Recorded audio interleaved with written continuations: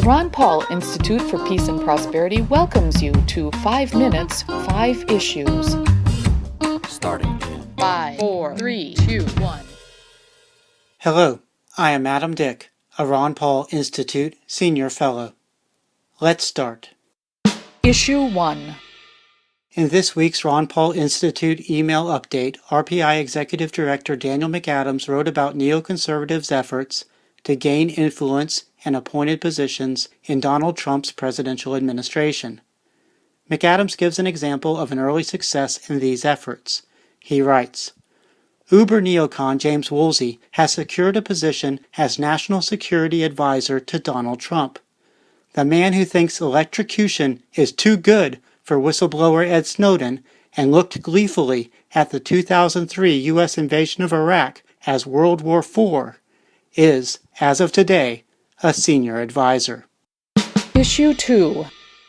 Manu Raju and Athena Jones reported Friday at CNN that United States House of Representatives Speaker Paul Ryan said the House lacks the votes to pass the Trans-Pacific Partnership, and that Senate Majority Leader Mitch McConnell said the Senate will not consider TPP in its lame duck session. This is good news for people who, like Ron Paul, see TPP as dangerous international government management of trade instead of free trade. However, TPP may not be dead. A Reuters article quotes House Ways and Means Committee Chairman Kevin Brady as saying on Tuesday that TPP should be renegotiated instead of withdrawn. Issue 3. Here is one way Donald Trump may help reduce international tensions before he takes office in January. Eric Edelman and David J. Kramer wrote Wednesday at Politico that, before even entering office, Trump may cause a sanctions regime against Russia to crumble. Edelman and Kramer write that Trump's election provides skeptical European nations with a credible argument against renewal of European Union sanctions in December. Edelman and Kramer offer some additional insights regarding the upcoming sanctions decision in Europe. They write, even before Trump's victory, the sanctions already face deep suspicion among certain European countries. Leaders in Italy, Hungary, Slovakia, Greece, and Cyprus have argued that not only are sanctions not working, but combined with the drop in oil prices, they are hurting EU members economically. Any single one of these countries could upend the current sanctions regime because renewal requires agreement among all 28 EU member states. Thanks to diligent work by U.S. and EU officials, that consensus has held so far, but it is likely to dissolve in light of Trump's expressed intentions towards Moscow. Issue 4. In last week's episode of 5 Minutes 5 Issues, I talked about how the victory of marijuana ballot measures last week means marijuana legalization has been approved in 8 states and D.C., while medical marijuana has been approved in the majority of states.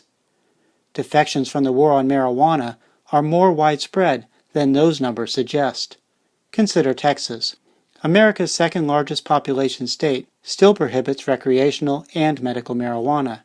Yet, marijuana prohibition is taking some hits in the state.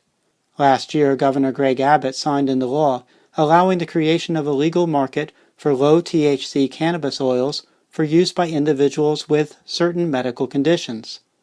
Also, Tony Plohetsky reported in the Austin American-Statesman that prosecutors in Texas increased their dismissals of misdemeanor marijuana charges from 23% in 2011 to nearly a third in 2015.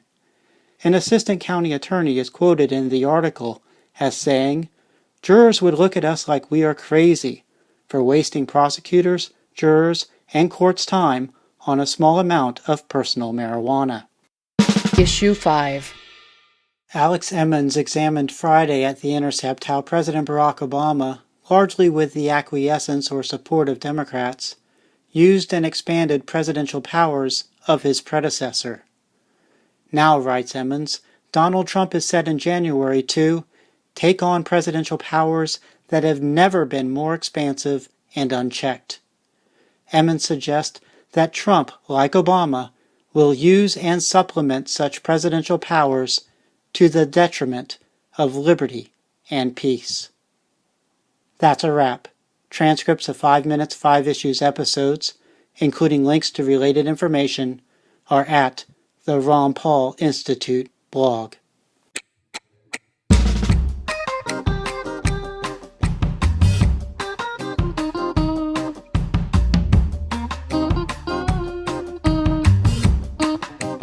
Five, four, three, two, one.